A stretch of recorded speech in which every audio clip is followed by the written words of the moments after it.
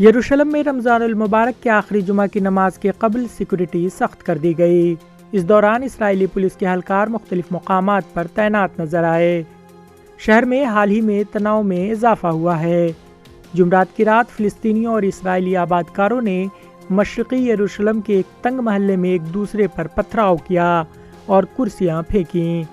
اس دوران اسرائیلی پولیس نے 7 افراد کو گرفتار کیا ہے۔ یہ تشدد شیخ جارح میں ہوا، جہاں سے درجنوں فلسطینیوں کو ان کے اپنے علاقے سے نکالے جانے کی کوشش اسرائیل کے ذریعے کی جا رہی ہے۔ اسرائیل نے 1967 کی جنگ میں مغربی کنارے اور غزہ کے ساتھ مشرقی یروشلم پر قبضہ کر لیا تھا۔ فلسطینی چاہتے ہیں کہ تینوں خطے اپنی آئندہ ریاست بنائیں اور مشرقی یروشلم کو اپنا دارالحکومت سمجھیں۔ مشرقی یروشلم میں یہودیوں، عیسائیوں اور مسلمانوں کے مقدس ترین مقامات ہیں۔ رمضان المبارک کے دوران بیرونی اجتماعات پر پابندی کے باعث حالیہ ہفتوں کے دوران یروشلم میں فلسطینی مظاہرین کی اسرائیلی پولیس سے جھڑپیں بھی ہوئی ہیں۔ Bureau report ETV Bharat.